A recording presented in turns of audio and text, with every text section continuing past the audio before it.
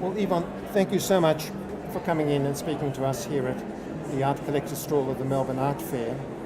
Now, you are one of our living treasures in the Australian art scene. Thank you. And I know you don't frequently do interviews because obviously your work has been known.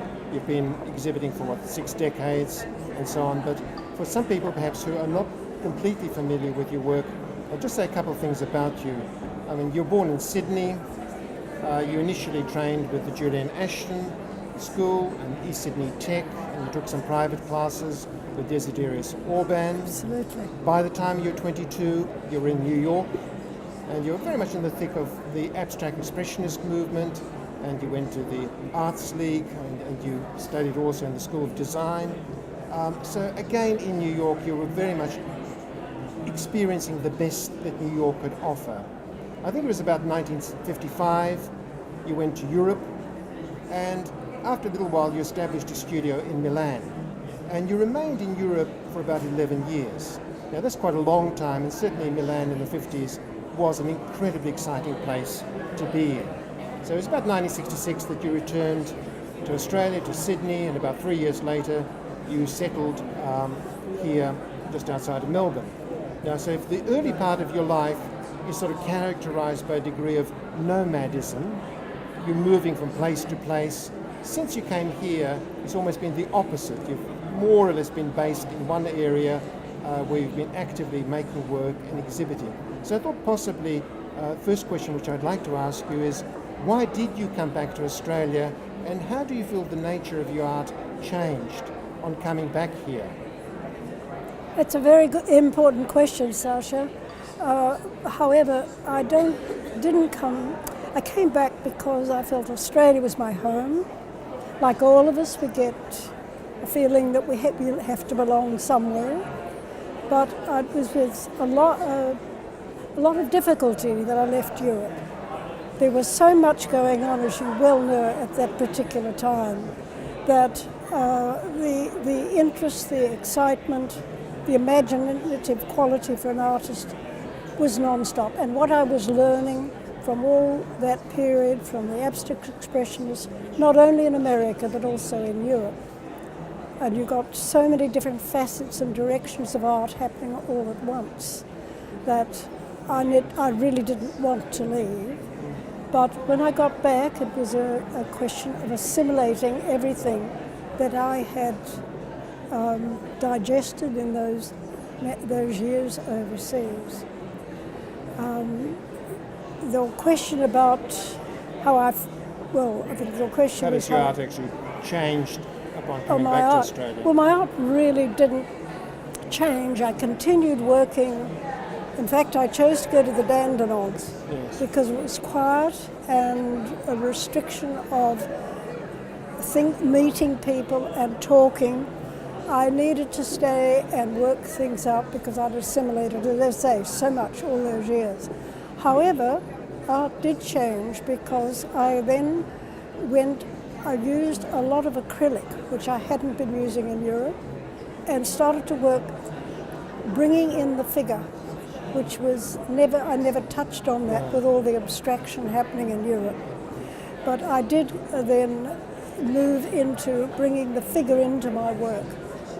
So yes, that was the bigger change.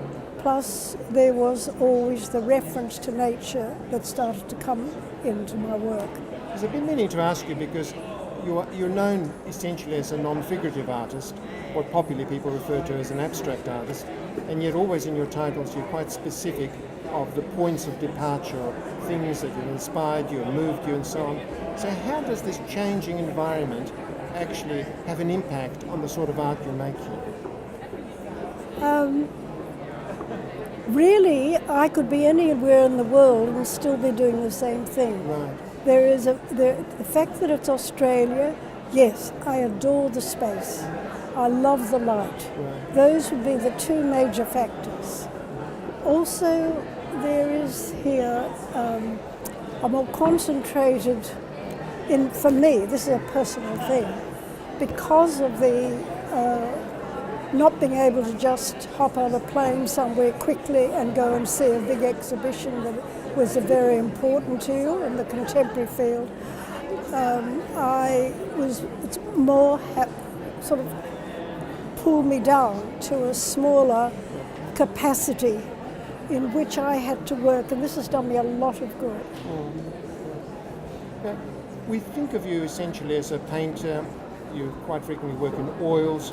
You work normally, I think, on panel, where there's a bit of resistance and so on. But you've actually worked in many different mediums, watercolors, gouaches, and so on. Do you feel that your work actually changes according to the medium that you're using? Well, it really does change because the medium forces you to change.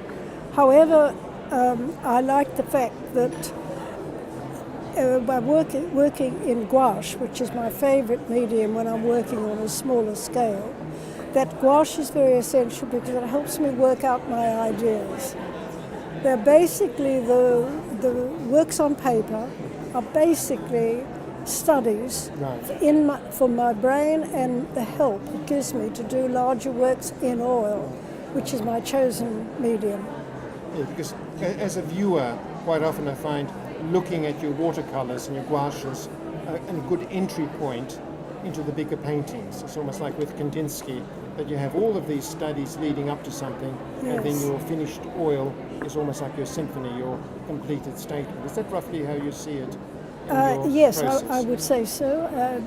But sometimes I start out as a study straight and directly onto the... I work on plywood. Yes. And I like that you brought up the idea of resistance. Yes, it's exactly the one, because I'm working with a lot of palette knife, and I also work with those painters' scrapers, because many years ago when I saw Bradley Walker Thompson's work at the Modern Museum Art in New York, this inspired me in a technical way how I could apply the not only the statement but also the manner of working, and those marks that I put down are marks which really are the form itself. Whereas if I'm working with a brush, I don't get that feeling that I'm creating a form. It's a technical attitude. So your works are always characterized by a very, very strong sense of structure. They're anchored on your actual plywood. I didn't get that, I'm sorry. So your work is characterized by a very strong sense of structure. They're anchored within space. Well, I'm glad you brought that up, because for me structures, the base and proportions are terribly important. In fact, in the more recent works, I don't know if you... Yes, you did see this. I've even moved more into abstraction, leaving out completely anything visual, because I've got so interested in the geometry and the mathematics of how forms, lines, colours are placed in a given area. And that has now occupied me very much. Yes, I think it's inspirational for all of us to have an artist who's now in her 80s producing some of her best work. But quite often we look at an artist's work and you say, well, yes, I'm sorry, unfortunately their work was done back when they were in the 30s or 40s, and you've all been growing and developing. So thank you so much for speaking to us. Thank you. It's a great honour. It's been a great Thank you, pleasure. Yvonne, Audette. Thank you.